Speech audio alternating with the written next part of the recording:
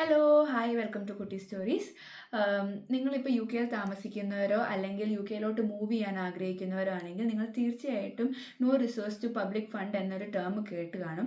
അപ്പം എന്താണ് ഈ no recourse to public fund, അല്ലെങ്കിൽ എന്താണ് പബ്ലിക് ഫണ്ട്, അതുപോലെ തന്നെ ആർക്കിത് ക്ലെയിം ചെയ്യാൻ പറ്റും, എന്തൊക്കെയാണ് ക്ലെയിം ചെയ്യാൻ പറ്റുന്നത്, എന്തൊക്കെ ക്ലെയിം ചെയ്യാൻ പറ്റത്തില്ല എന്നുള്ളതൊക്കെയാണ് ഞാൻ ഈ വീഡിയോയിൽ എക്സ്പ്ലെയിൻ ചെയ്യാൻ പോകുന്നത്.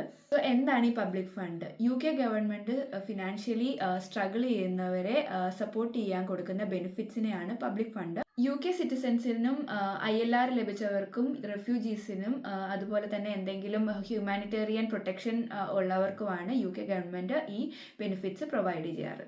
പബ്ലിക് ഫണ്ട്സിൻ്റെ അണ്ടറിൽ ഇൻക്ലൂഡ് ചെയ്തേക്കുന്ന കുറച്ച് ബെനിഫിറ്റ്സ് ആണ് ഞാൻ പറയാൻ പോകുന്നത്.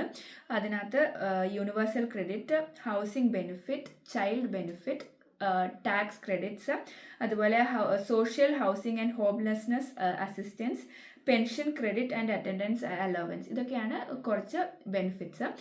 ഇത് കേട്ടപ്പോൾ തന്നെ നിങ്ങൾക്ക് മനസ്സിലായി കാണും, ഫിനാൻഷ്യലി സ്ട്രഗിൾ ചെയ്യുന്ന ആൾക്കാർക്ക് ഹൗസിംഗ് സപ്പോർട്ടും അതുപോലെ ചിൽഡ്രനെ സപ്പോർട്ട് ചെയ്യാൻ വേണ്ടിയിട്ടൊക്കെയുള്ള ബെനിഫിറ്റ്സുകളാണ് ഇവിടുത്തെ ഗവൺമെൻറ് പ്രൊവൈഡ് ചെയ്യുന്നത്. ഇനി എന്താണ് no recourse to public fund എന്ന് ഞാൻ പറഞ്ഞുതരാം.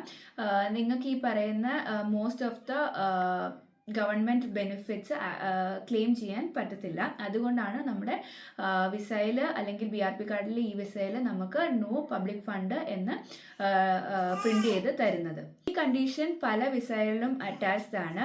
Like for example student visa, dependent visa, skilled worker visa, അതുപോലെ തന്നെ ടെമ്പററി വിസയിൽ വരുന്നവർക്കൊക്കെ ഈ റെസ്ട്രിക്ഷൻസ് അപ്ലൈഡ് ആണ്.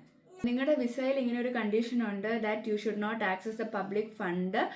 എന്നിട്ടും നിങ്ങൾ ക്ലെയിം ചെയ്യുവാണെന്ന് വിചാരിച്ചോ, അപ്പോൾ ചിലപ്പം നിങ്ങൾക്ക് അതിന് അപ്രൂവൽ കിട്ടിയേക്കും. അപ്പം നിങ്ങൾക്ക് പ്രശ്നം ഉണ്ടായില്ലെങ്കിലും ഫ്യൂച്ചറിൽ നിങ്ങൾക്ക് പ്രശ്നങ്ങൾ ഉണ്ടാകാൻ ചാൻസസ് ഉണ്ട്. നിങ്ങളുടെ വിസ റിന്യൂവലിൻ്റെ സമയത്ത് വീണ്ടും റിന്യൂ ചെയ്ത് തരാതിരിക്കുകയോ, അതല്ലെങ്കിൽ ILR അപ്ലൈ ചെയ്യുമ്പോൾ ILRന് അപ്രൂവൽ കിട്ടാതിരിക്കുകയോ ചെയ്യാൻ ചാൻസസ് ഉണ്ട്. മെയിൻലി ഇതെന്ന് പറഞ്ഞു കഴിഞ്ഞാൽ നമ്മുടെ തന്നെ ഒരു റെസ്പോൺസിബിലിറ്റി ആണ്, നമ്മൾ പബ്ലിക് ഫണ്ട് യൂസ് ചെയ്യാൻ പാടില്ല എന്നുള്ളത്. അപ്പോൾ നിങ്ങൾ വിചാരിക്കുന്നുണ്ടായിരിക്കും, നിങ്ങളുടെ വിസയിൽ ഇങ്ങനെ ഒരു കണ്ടീഷൻ ഉണ്ട്, no access to public fund ആണെന്നുണ്ടെങ്കിൽ നിങ്ങൾക്ക് ഗവൺമെൻറ്റിൽ നിന്ന് ഒരു സപ്പോർട്ടും കിട്ടത്തില്ലേ എന്നുള്ളൊരു ചോദ്യം പലർക്കും ഉണ്ടായിരിക്കാം. അങ്ങനെയല്ല, നമുക്ക് മെയിനായിട്ട് ഇവിടെ ലൈക്ക് നമുക്ക് യൂസ് ചെയ്യാൻ പറ്റുന്ന ബെനിഫിറ്റ്സ് എന്ന് പറഞ്ഞു കഴിഞ്ഞാൽ പിള്ളേരുടെ എഡ്യൂക്കേഷനാണ്. നമ്മൾ പിള്ളേരുമായിട്ട് ഇങ്ങോട്ട് മൂവ് ചെയ്യുവാണെങ്കിൽ നമുക്ക് നഴ്സറി, പ്രൈമറി, സെക്കൻഡറി എഡ്യൂക്കേഷൻ എല്ലാം പബ്ലിക് സ്കൂളിൽ വിടുവാണെങ്കിൽ ഫ്രീ ആയിട്ട് നമുക്ക് യൂസ് ചെയ്യാൻ പറ്റും. അതുപോലെ തന്നെ നെക്സ്റ്റ് NHS ഹെൽത്ത് കെയർ ആണ്. അതിനുവേണ്ടി ഓൾറെഡി നമ്മൾ വിസ എടുക്കുമ്പോൾ നമ്മളൊരു എക്സ്ട്രാ ഫീ പേ ചെയ്യുന്നുണ്ട്. NHS സർചാർജ് എന്ന് പറഞ്ഞിട്ടുള്ള ഒരു ഫീ പേ ചെയ്യുന്നുണ്ട്. സോ നമുക്കിവിടെ വന്നു കഴിഞ്ഞാൽ നമുക്ക് NHS ഹെൽത്ത് കെയർ ഫ്രീ ആയിട്ട് യൂസ് ചെയ്യാൻ പറ്റുന്നതാണ്.